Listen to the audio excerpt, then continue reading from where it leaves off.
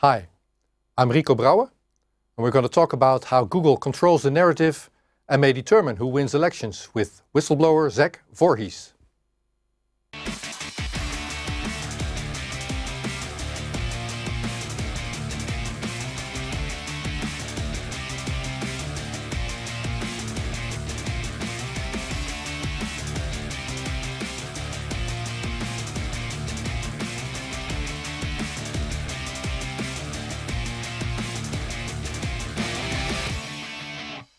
So that's my guest, Zach Vorhies. Welcome. Hi, good to be on the show. Yeah, so good to have you here. You're a former senior engineer at Google who turned whistleblower. So that's what we're going to talk about. We're going to talk about the workings of Google and its company YouTube. Now, to start off, you're talking to Europe, the Netherlands, on a YouTube channel called Café Weltschmerz. Where are you currently? I am currently in Hollywood, California. All right. So great that you're here. Before we did this interview, I connected to you and I talked to you about an interview I did with Dr. Robert Epstein, who's done research into the workings of the Google search engine. He called it the search engine manipulation effect. And yeah, before we start, I urge everybody to watch that thing as well. So it's going to be in the link under this clip. But Zach, how would you describe Dr. Epstein's work and how would you comment on it? I would say that Dr. Epstein's work is groundbreaking. I was reading his information while I was still working at Google, and what he was saying was something that I was seeing on the inside of the company, and I was able to verify that everything that he said was absolutely true. In fact, part of the reason for my disclosure would be so that Dr. Epstein could finally have the data to back up a lot of his assertions that he was making from his psychology tests. Yeah, okay.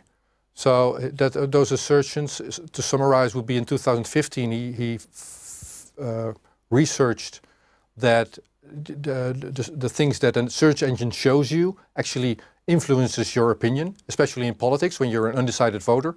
And then in 2016 and in 2018 with the presidential elections and the midterms, he determined that those effects were actually happening in the United States and also in India, where he assessed this. Yeah, I mean, Dr. Epstein's research can be boiled down to this. Take a neutral voter that's on the fence. You sit them down on a computer and then you ask them to research a topic. If information is hidden from that user, that 50-50 split can be changed to a 90-10 split in either direction. Ah, okay. So we're going to proceed from there, if you will. From that talk with Epstein into this conversation with you. Now, what he said is he already found bias in Google search results in 2016, whereas you came out as a whistleblower earlier this year, and you said, well, it really changed. Culture inside Google changed after the 2016 elections when Trump was elected. So how does that work? Yeah, so I would describe that Google's search manipulation was like this, right? It was selective. It was like, you know, some stuff about Clinton. And then by the time that 2019 rolled around, this had expanded to like this. And now what we have is an existential threat in the United States because of Google's manipulation of the entire information landscape. So really it was going from, let's say, volume 1 and turning it all the way up to volume 11. Yeah, in 2018. So how loud is this going to be in 2020 when you have presidential elections again, right? Right, well, that's one of the reasons why it came forward. It was because I wanted to warn the American public that Google was going to meddle in the elections. Okay. And, you know, since I've left, that prediction has already come true, and the effect is only going to amplify as we move into 2020. All right, okay. So much as I care for the American elections, it's still like that's the other side of the ocean. You're talking to Europe, to the Netherlands here. Thing is, Google is the main search engine here as well, as it is in the rest of the world. So, to your knowledge, do these things happen outside the American part of the world also? Yeah, Google's election meddling is worldwide. So while I was at Google, I was able to search in blacklist, and that brought me to a file that was literally called blacklist. And as I went through this, I saw all the blacklisted search phrases. One of these search phrases was the Eighth Amendment to the Constitution of Ireland. Okay, and well, what's the Eighth Amendment to the Constitution of Ireland? Oh, it's the constitutional amendment that gives the right to life of the unborn. So Google blacklisted this term so that people weren't able to find information about their own constitutional amendment. I started to look at, in other countries, and what I found was that the Supreme Court of Brazil ruled that Google had gotten into a secret agreement with the person that ended up losing the presidency. It was the opponent of President Bolsonaro. And this person had gotten into a secret agreement with Google to raise defamatory and libelous information about Bolsonaro while hiding bad information about this guy. And so, now I've got at least 3 different countries that Google has, meddled in the elections. But what's also startling is that when I went back and looked at the Egyptian revolutions that happened, I think around 2014, but don't take my word for that. What I found is that those revolutions were started by a Google employee that used to work for the CIA. So now, not only is Google meddling in elections, it's also being used to destabilize countries. And other people have now come forward as I've gone through this journey and said that Google also had a hand in Libya. And so, it's just like, this is out of control. This corporation is, telling the world that it's going to only do good. When it IPO'd with its initial public offering, it said, don't be evil was its number one mission statement. But what we've seen is a company that's betrayed these things, that once it gets big enough and gets, once it penetrates into society enough, then what it will do is it will suddenly change and then become a menacing force in order to take control of the country that it's in. All right. So, well, the core of this conversation, as I'd like it to be, is that the foundation of most, maybe all constitutions globally is democratic elections and fair elections. So that's going to be the thing that we're going to come back to. But feel free to deviate with me from that path from time to time. Now, you mentioned Libya. What came to mind for me is Hillary Clinton going, "Oh, we came, we saw, and he died," right? When Gaddafi was killed. Which brings me to your elections, because, well, there was a thing between Clinton and Tulsi Gabbard just not so long ago, and the reason I mention it is while you were employed at Google, one of the tasks that you were given was to figure out why Jordan Peterson had lost his access to his ad account. So you researched that and you found out how that happened. And a while later, Tulsi Gabbard, after she won a debate, lost access to her ad account. So could you elaborate on what's an ad account, what does it do, and how does that influence the effectiveness of presidential candidate Tulsi Gabbard? Yeah, so an ad account at Google is tied into someone's Gmail account. So if you can take down someone's Gmail account, then you'll effectively take down their ad account. What does an ad account do? An ad account allows someone to run ads on the Google search engine. So you may notice that the first 4 links of Google search is often a collection of ads that you can click on. You know that it's paid placement because it says ad on it. Well, what happens is that Google allows other people to buy your keywords, even if they're copyrighted. And so what happened is that Tulsi Gabbard's opponents first were able to buy Tulsi Gabbard's keywords. But what was really insidious is that after the first DNC debate, when everyone wanted to search for Tulsi Gabbard, her ad account mysteriously went down, which meant that she couldn't even, bid on her own AdWords. And so what happened is that when people were going to Google and searching for Tulsi Gabbard, the paid placement, the top 4 links at the very beginning of the search engine were rerouting everyone to her opponents. And so I ended up having the pleasure of talking to Tulsi Gabbard's attorney, and what he told me was that Google had taken down their ad account due to quote-unquote suspicious activity. Now, this rang a bell because I also saw another account, Jordan B. Peterson, that had been taken down by Google due to suspicious activity. What was the suspicious activity? The suspicious activity was that some unknown third-party insider had created a bunch of Jordan Peterson's, had created a bunch of Gmail accounts that looked exactly like Jordan B. Peterson's, except that had one letter inserted, removed, or changed. And they did this over and over and over again until there was a network of fake accounts.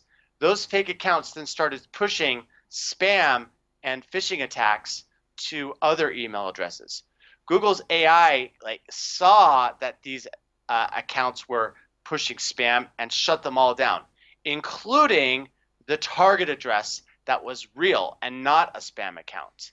And when the whole thing went down, Jordan Peterson was trying to figure out, why did my YouTube page go down? Why did my Gmail account go down? Why did all these Google services that were tied to my email account suddenly go down? Why can't I fix the situation? Because what a lot of people may not know is that if Google takes down your account, your ability to rectify the situation and get back control is extremely hard.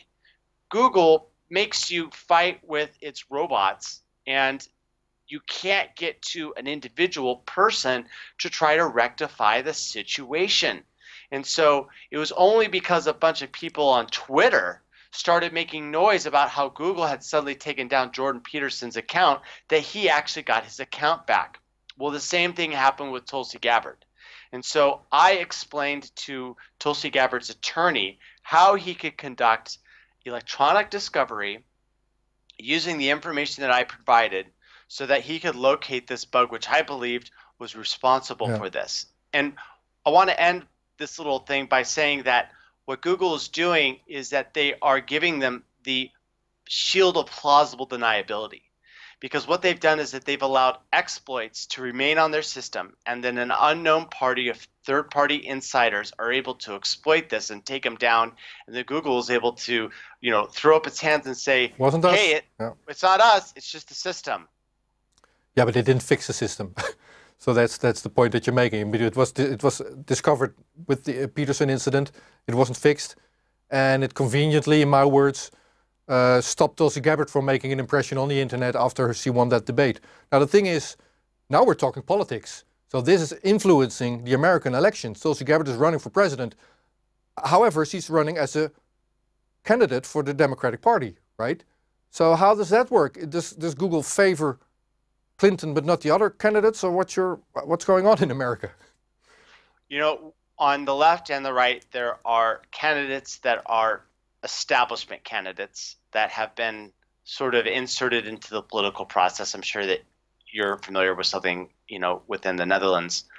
And then there are people within the party that are more anti-establishment. And Tulsi Gabbard is against war, and she has more integrity than a lot of the people that are currently being presented to the American public as candidates for the DNC.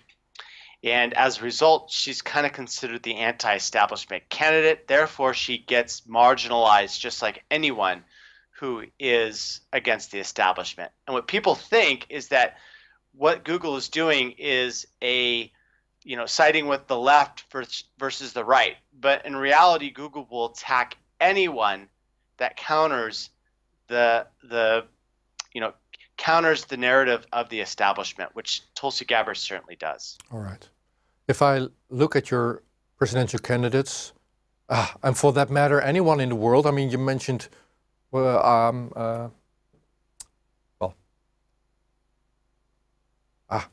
shutting down. Anyway, you mentioned a couple of international examples. So let's take it outside of America. when a politician has an opinion on what's going on in Iran or Bolivia or Syria or Russia or whatever, that's unbecoming. That's not the mainstream narrative.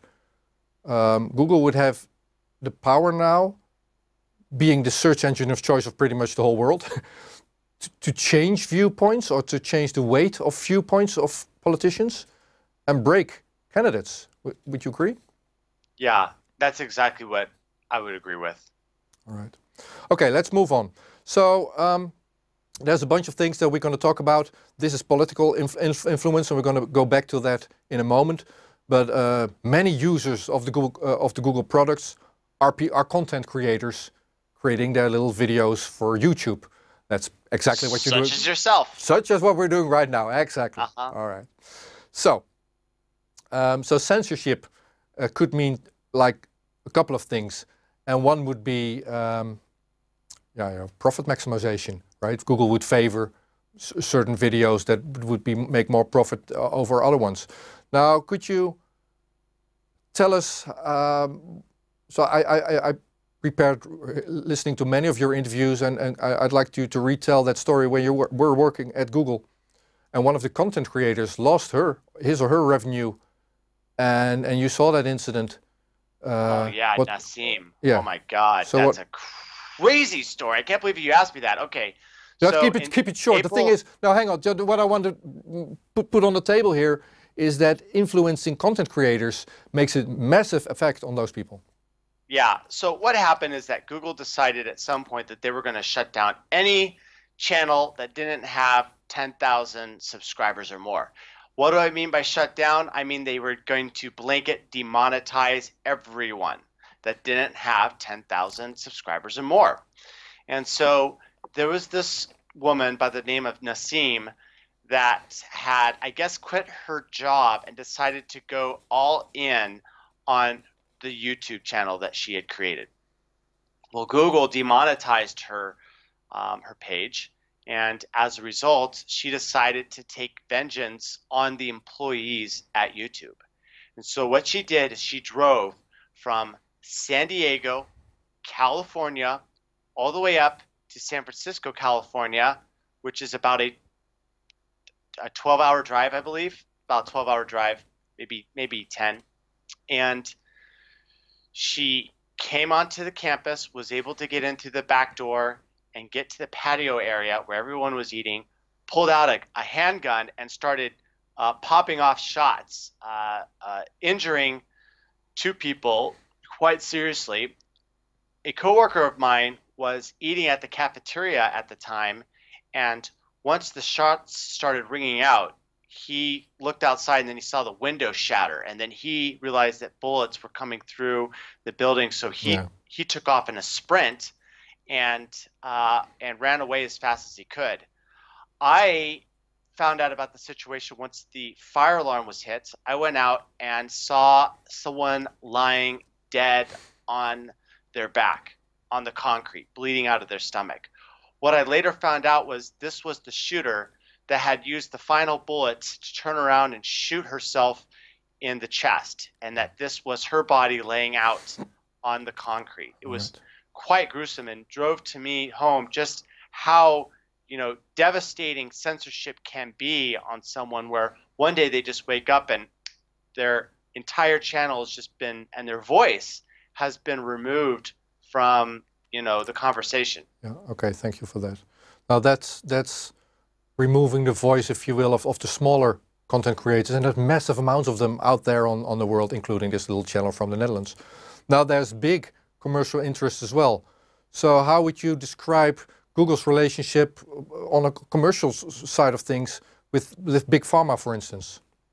Yeah, so what we saw in 2019 was a huge push away from giving relevant search results about proper nutrition, and instead, funneling people who were looking for treatments for their diseases towards the big pharmaceutical agenda, which is to get us on their pharmaceutical pills, which have all kinds of side effects and cause nutritional deficiencies that cause other diseases downstream. And this is what Google started to push people towards. And so the way that they did this is that they started to cut off user traffic to sites like Dr. Mercola, Green Med Info, Bulletproof, all of these other doctors that are, talking about a nutritional based health regimen saw their organic traffic collapse. Dr. Mercola has suffered the worst of this, and he's seen his organic traffic drop from 99%. Okay, this is a guy that got 2.5 million organic visits every single month, and it was right to the floor. And this was because Google decided that they were going to start re-ranking results. And here's the really bad thing. When you're in school, or maybe you've got kids that are in school, one of the things that their teacher probably told them is don't use Wikipedia as a source. Well, it turns out that Google didn't get this memo, and they've changed their guidelines so that the way that they rank the whole internet and all the individual pages is what people on Wikipedia have to say about the topic. So why did Dr. Mercola get his whole website deranked? Well, the reason is because Wikipedia has an article calling him a quack, calling him a conspiracy theorist, calling him unscientific, and laundering in all this slander that's been posted from disreputable sites all over the internet. They've collected it, they've put it on the Wikipedia page, and as a result, Dr. Mercola's page has been re-ranked. As a result of that re-ranking, his organic traffic has collapsed. And this story repeats for any of the other health websites. Natural News, Dr. Mercola, Green Med Info, Honey Colony, all of these sites have seen a collapse. And what has taken its place? Sites like Big Pharma, like WebMD, which is completely owned by Big Pharma, and which, their articles are so unscientific that many of the articles don't even have an author. Well, these websites are getting, and these articles are getting ranked at the very, very top. And all they do is that they tell people to seek out their doctor and see what this doctor, who's only going to prescribe them big pharmaceutical, compounds that are very, very expensive. Okay, thanks. All right, so let's move back to politics.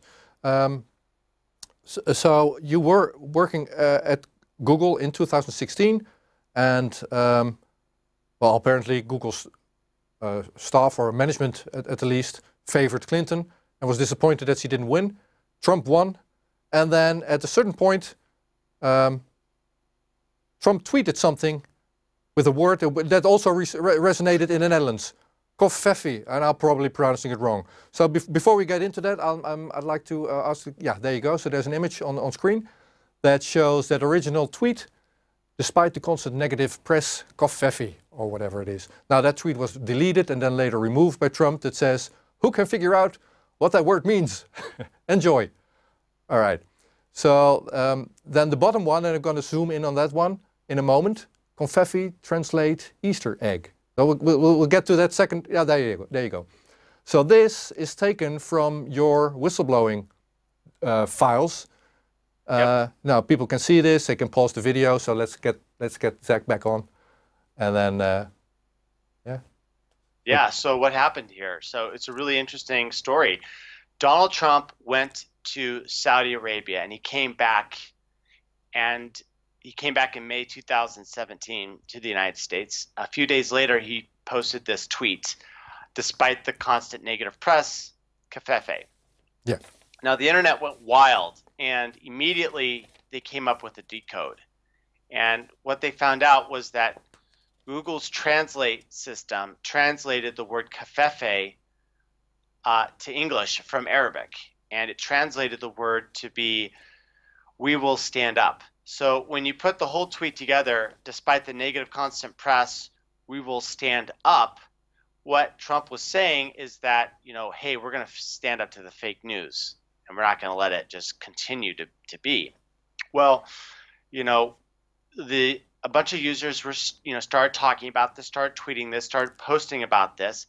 The New York Times, in its infinite wisdom, decided that they were going to nip this in the bud, and on May 31st, or actually June 1st, 2017, they created this article saying, oh, the internet has it wrong. The word is actually nonsense. And the person that they got to confirm that this word was nonsense was someone that they had previously contracted with. So one of their paid contractors, they reached up and they said, oh, yeah, I confirm this word means absolutely nothing. And so what they did is they created this design. And so what Google did is that Google created this design document referencing that New York Times article. And they said the New York Times says that this word means nothing, but we mistakenly translate it. So we need to delete it. So they created this design document to specify that it was going to be deleted, removed. Well, they said it was going to be replaced with an Easter egg, but that never happened. The word just got deleted.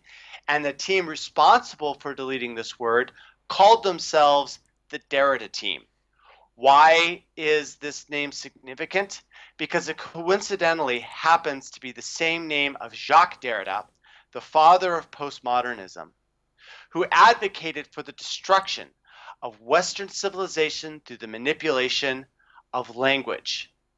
Yeah. How ironic and what a coincidence that the same team who named themselves the Derrida team responsible for censorship was also the name of the father who advocated for the destruction of Western culture through the manipulation of language. Now, that actual word, if it is a word, covfefe, that was a stretch, right? It never was, even before Trump used it, it wasn't a common word. If I take it from the internet, because it is on Wikipedia, it's an antediluvian term for "in the end we win," and was commonly used by the sons of Adam to rail against the evil actions of the fallen who had led men astray. The term was entirely lost in translation at Babel. So that's like way old, like Arabic. But you found this on Wikipedia? Yeah, it is on. It's also, your interview is now referenced there since a few hours.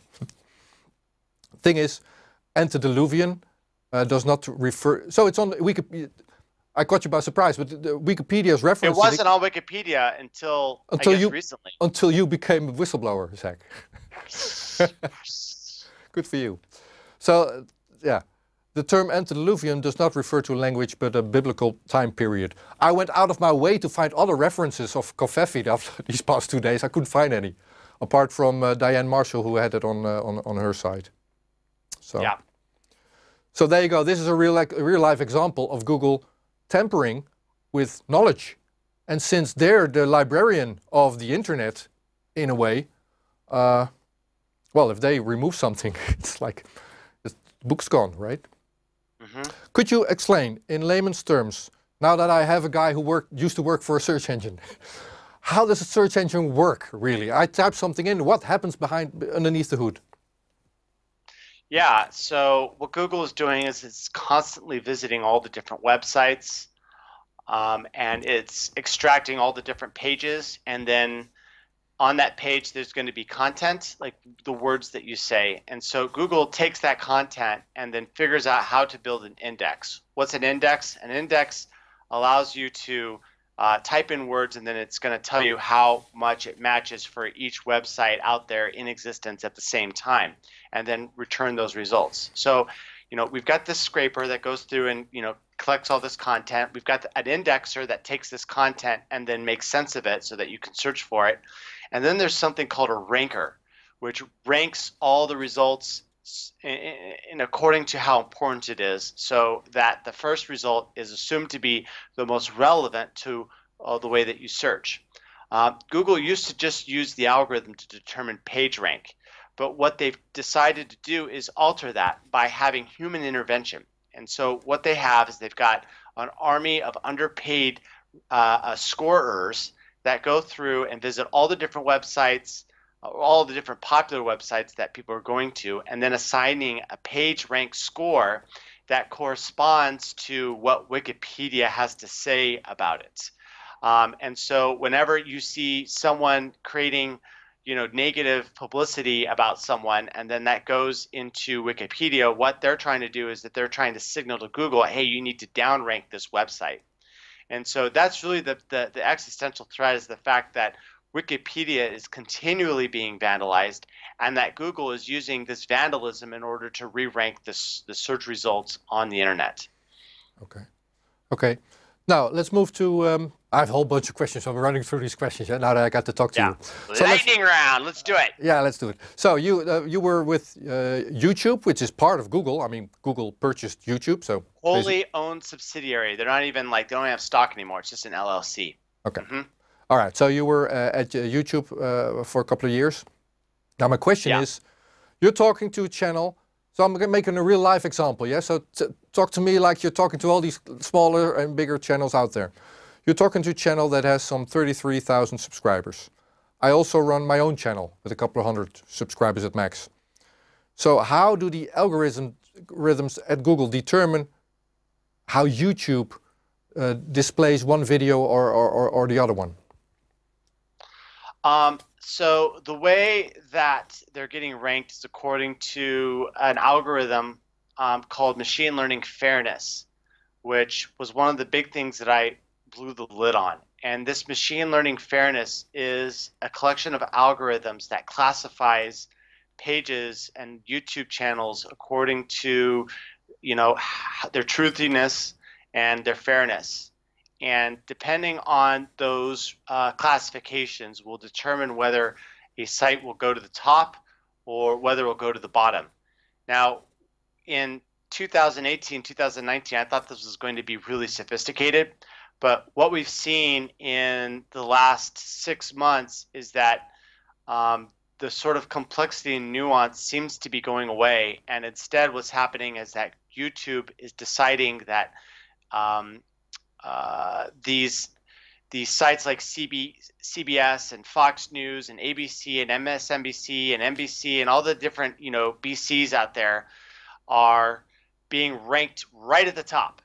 And not only is this, you know, being suggested in result of the searches that we're doing, but it's also being considered and pushed for the up next algorithm. So the up next algorithm is, you know, for example, once you see someone's video, what gets queued to be the next thing that people see.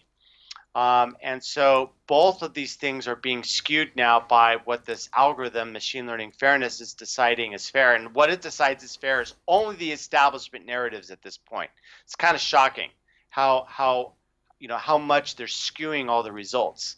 And in some cases, as Steven Crowder has noted, one of the more influential YouTubers on the platform, is that what he's seeing is that despite the fact that he's got over 1 million views or million subscribers, Steven Crowder is seeing that really trashy channels that are trashing him are getting pushed above his channel. So people that are reacting to his videos are getting higher search results than his own channel. And this is absolutely astounding. And what's even more astounding is that if you use a VPN and you VPN to the UK or Russia, this manipulation doesn't happen. So in other words, if you type in Steven Crowder, then you're going to get Steven Crowder, but only if you're in the UK. And people have also found that this is true for Tulsi Gabbard. So here again, we see Google meddling in the election process of America in order to push its non-establishment politicians down.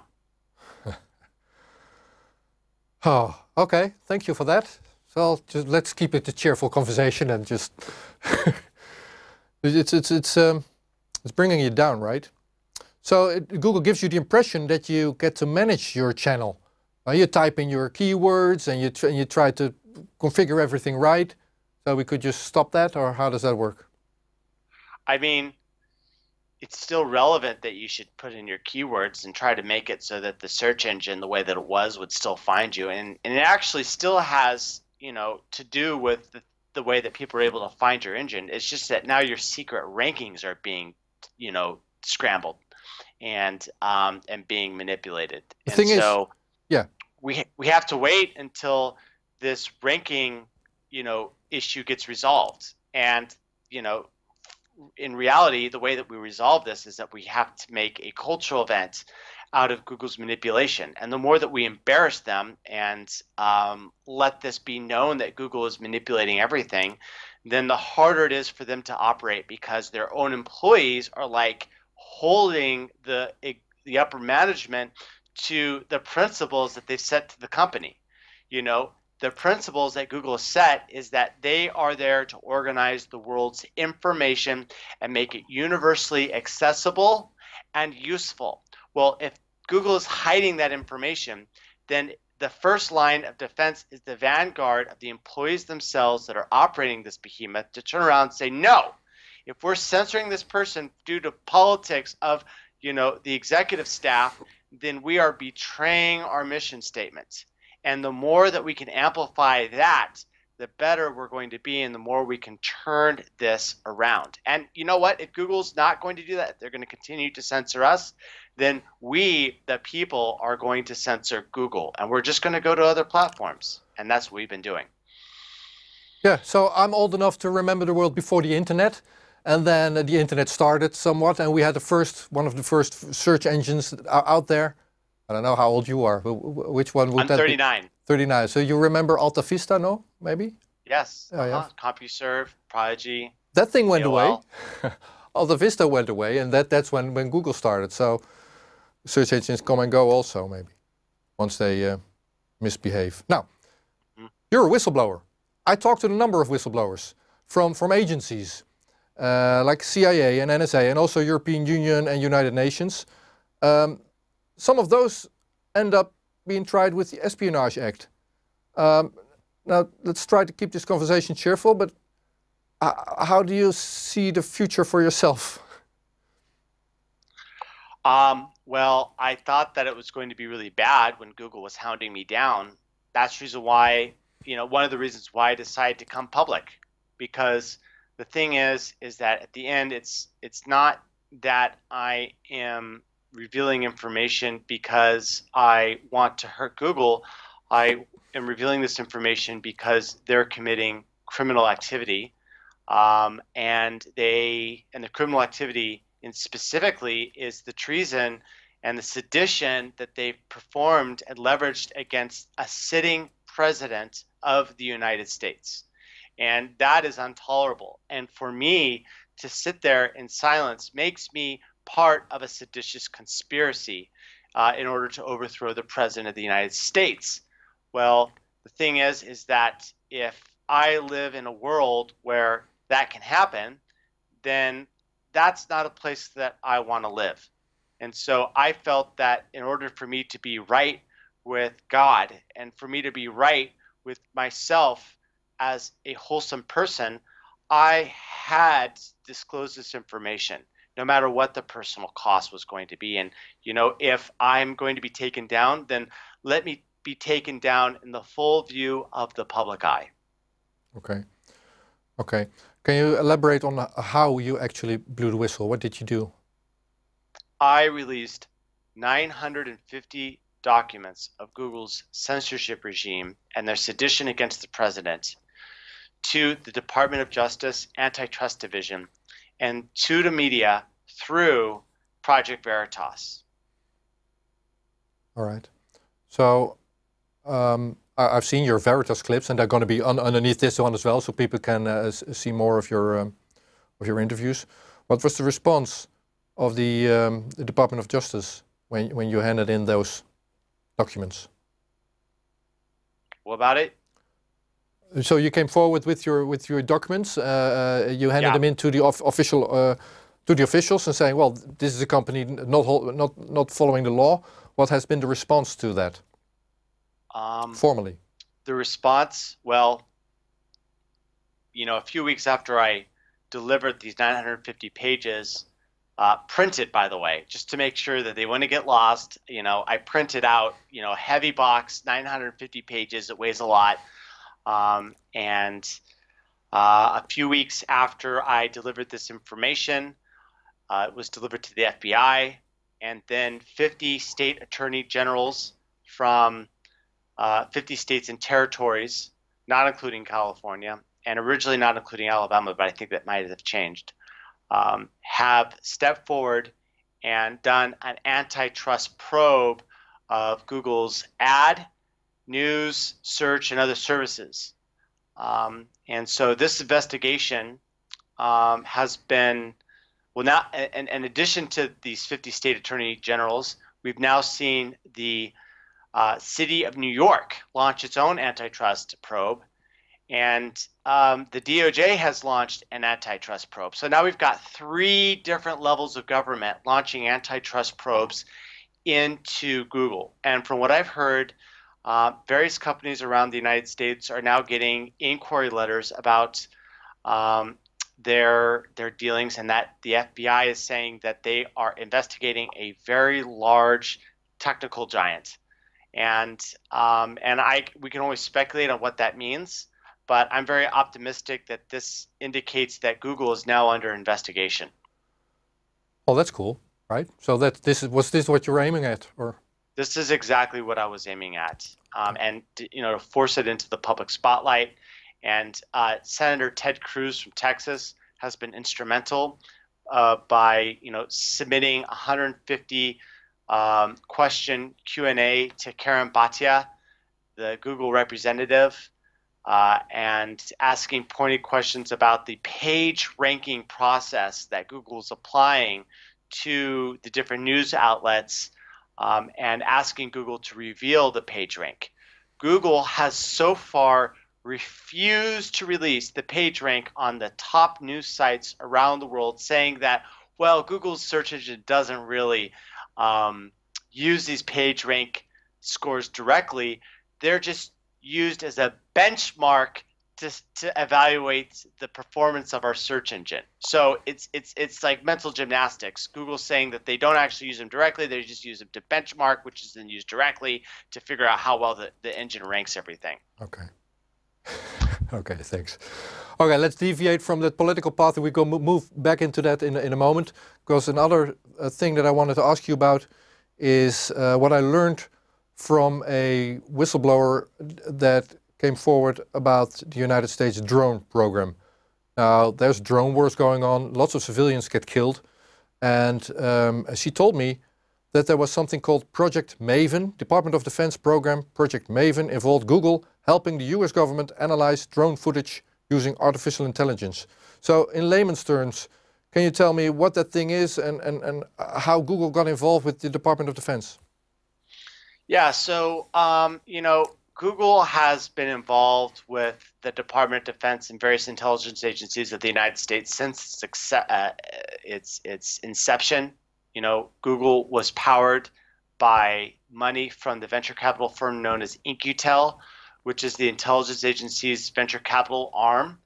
I worked for Google Earth for 5.5 years before going to YouTube.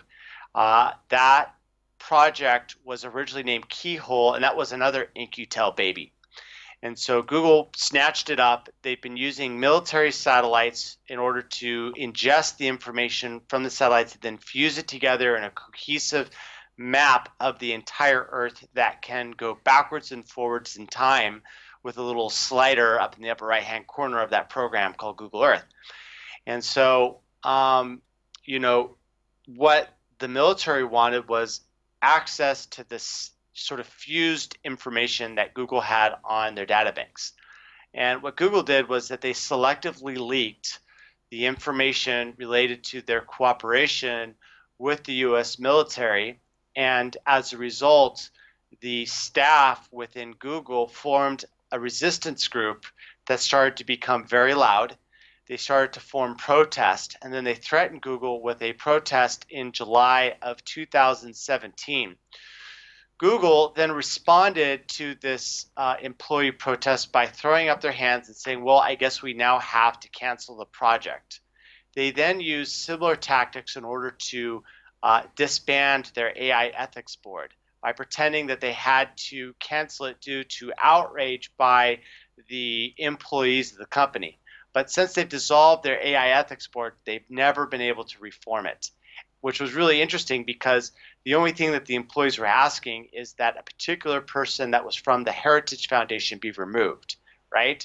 And so what you see is that Google is creating the problem, the citizens are creating or the employees are creating the reaction, then Google says, well, the reaction of these people are a problem, so the solution is that they need to cancel the project for the US military, and they need to cancel the AI ethics board. Okay, this would be one thing if the story ended there.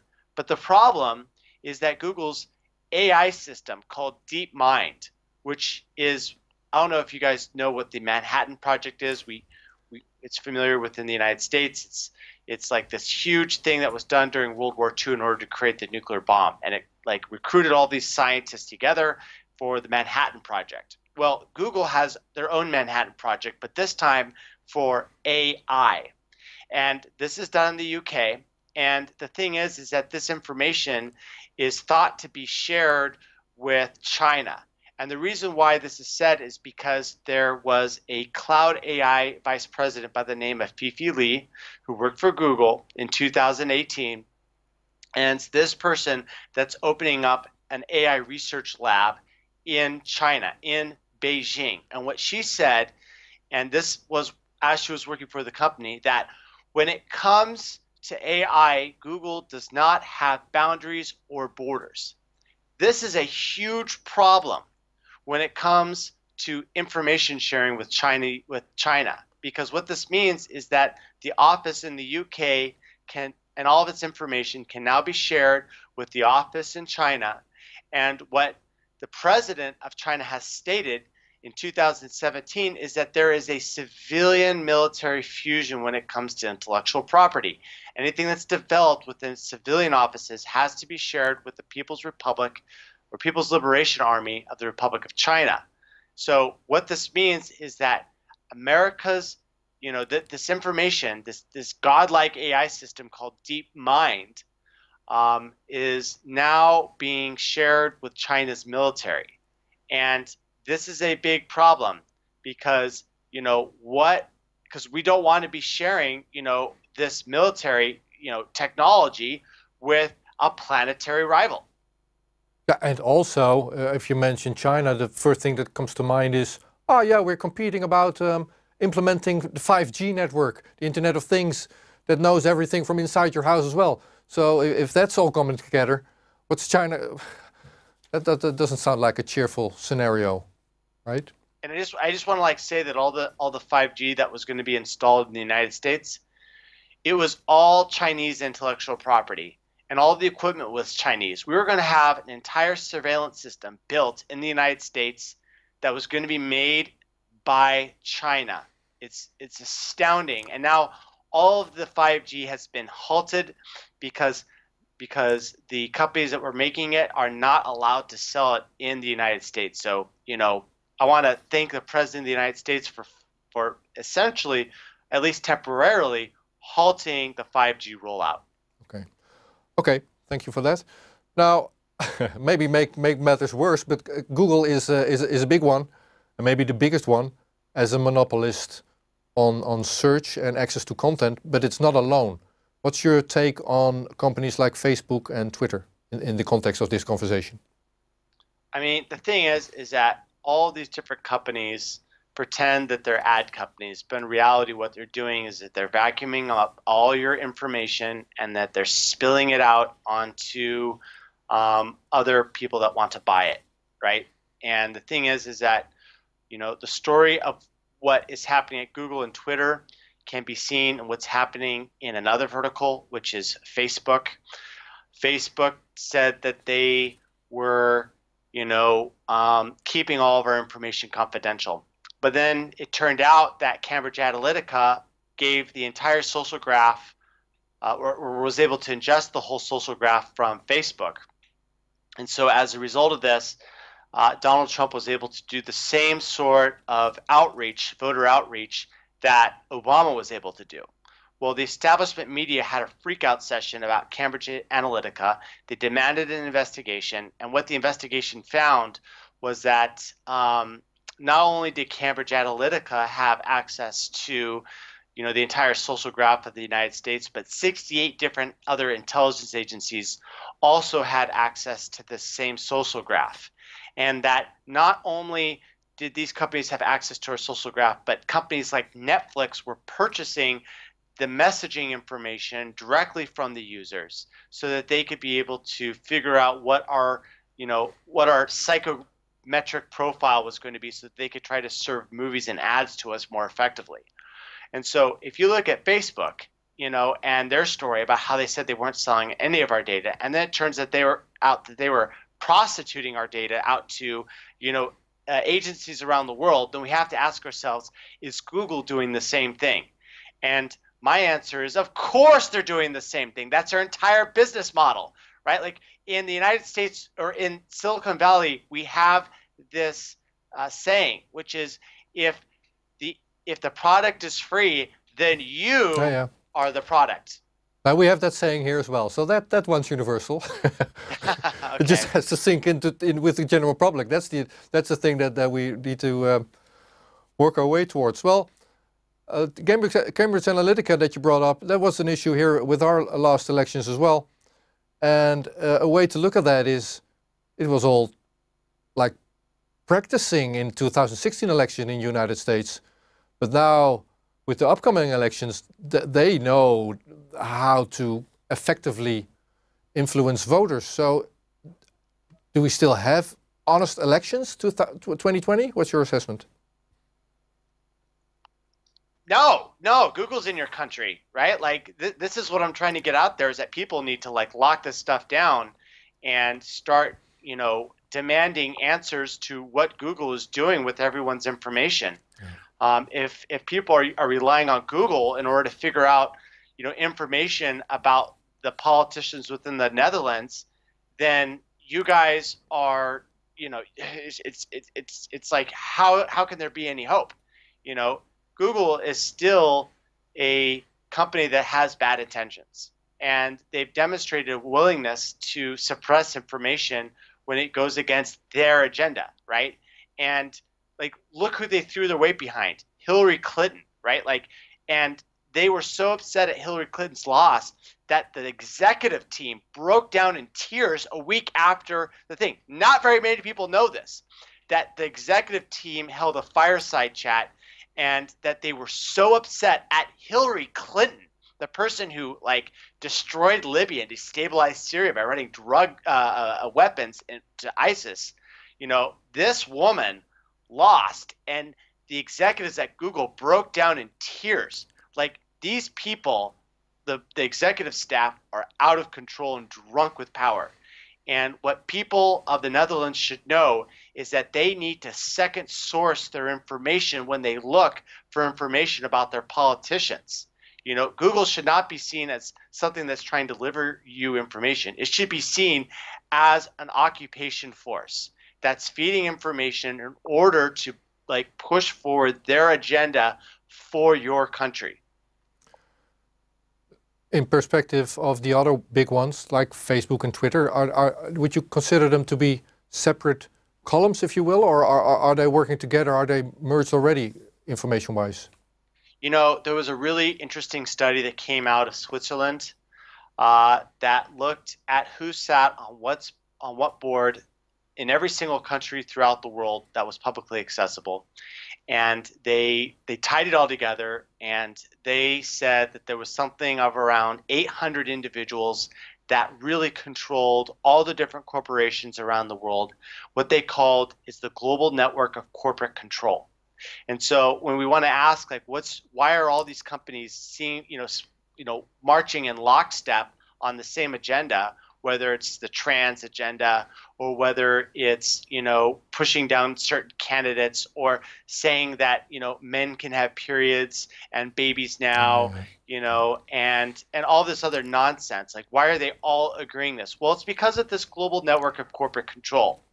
All these corporations are all owned by the same, entities. And if you go through and you look, as I have, on who exactly owns the stock, what you see is that you see the same, entities pop up over and over and over again.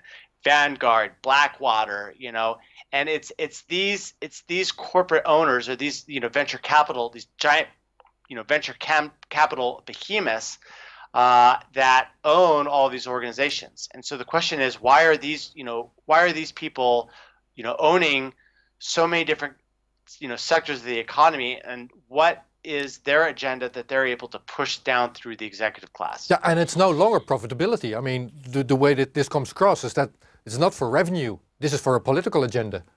So yeah, right. Like when I was working at YouTube, in 2016, there was this like, oh, we're going to like quadruple all of our watch hours within the next year. And then that all got thrown out the window as soon as Donald Trump got elected, and they started censoring everyone. And then when there was a follow-up, hey, what happened to like the 4 billion like watch hour times that we were talking about? And Susan Wojcicki, the CEO of YouTube, stepped forward and said, oh yeah, we're not going to hit those targets because we're censoring all these users now. And it's just like, whoa. You're abandoning your fiduciary responsibility to maximize shareholder value in order to satisfy some stupid political agenda. Like, this is criminal. Like, the number one responsibility that a CEO has is to maximize the shareholder value. And the fact that they're not doing that anymore means that they've gone completely off the rails and that they are drunk with power. All right. So we're going to the end. Before we started talking, I asked you, have you read or seen a movie called The Name of the Rose? And you said you hadn't, so I want to close with that one. So there was a 1980 written book before the internet by Umberto Eco. And that thing plays in an abbey and was supposed to be a neutral ground in a dispute between the Pope and another religious group. So they went to that abbey. But what they found in that movie, you can probably still grab it somewhere, was that that abbey was actually a big library. And back in the, I don't know, 14th century, that contained the knowledge of the world.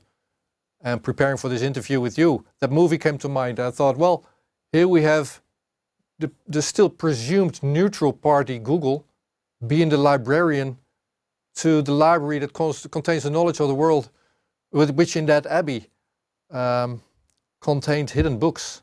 So that abbey actually contained hidden books, and people secretly reading those books would die. So that would be the clue in the movie. So what happened to that abbey at the end of the movie? I'm giving it away now. I'm not going to give it away. You watch the movie. But what would be your reaction to that analogy of Google being the librarian, not acting in good faith, to the library of the world?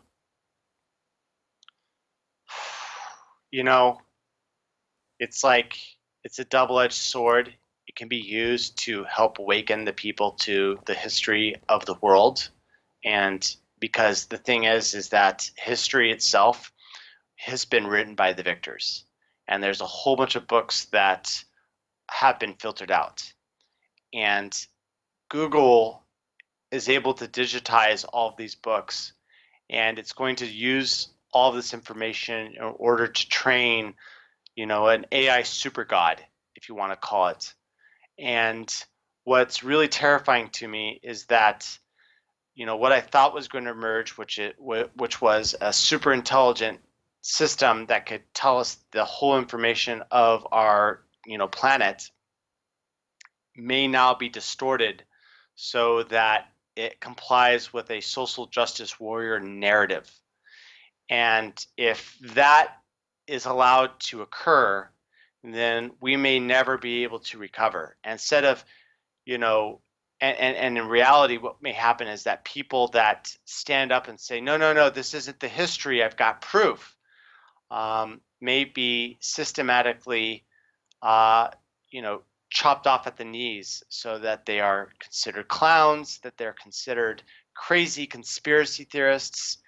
And then people will turn to them and say, well, who are you to question the omnipotent power of the Google AI that knows all, has read all, and has said that you're crazy, And this is a possible scenario where we're headed.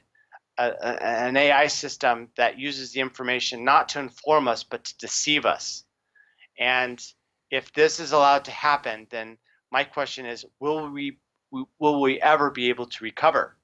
And my thought is that we won't, and that right now we are in a critical period of human development where we can branch towards the side of illumination, of lightness, where we can see the full history and all the things that people have committed to paper as forming a cohesive narrative about where we really came from and who we really are, or we could be plunged into darkness with all this information collectively being, turned into an entity that, ultimately deceives us so that we have permanent amnesia and a false perception of reality that is painted to us by people behind the scenes that want to hold their grip on humanity forever after. All right. Now, Robert Epstein had a solution as well that I'd like to ask you to comment on in closing. He said, well, either United States or European Union could declare the Google index to be a commons, to be a public commons, a public good. So what's your take on that? Is that feasible? I think that is feasible. I think that would be a sort of a negotiation that Google could possibly do to save itself from all these antitrust violations, is to publish their dang PageRank scores of all the different sites that they have, so that people can scrutinize them. And the reason why they don't want to do this is because they know that if those PageRank scores are ever released to the public, then we'll all of a sudden, all the conspiracy theorists that Google has been shaming, like Dr. Robert Epstein, will shown to actually be factual statements of truth. And so, yes, I do think Google should release, well, in Epstein's words, the index, but from my vantage point, it's just simply the PageRank score is the thing that should be released to the public. Because people can understand what a PageRank score, but they may not be able to understand and parse what an indexing. Oh, okay. So yeah, I agree with him. To close on that, I agree with you. If you want to inform the public, then your approach would be better. His point is just make the whole database accessible so that people can invent other search engines as well and open that field up. I mean, what's in the database of Google belongs to everybody in the world. I mean, they've just grabbed it from other websites, right? It isn't Google's. That was his point. Yeah. All right. Zach Vorhies, thank you for being in Café Weltschmerz. Take care. Thank you very much.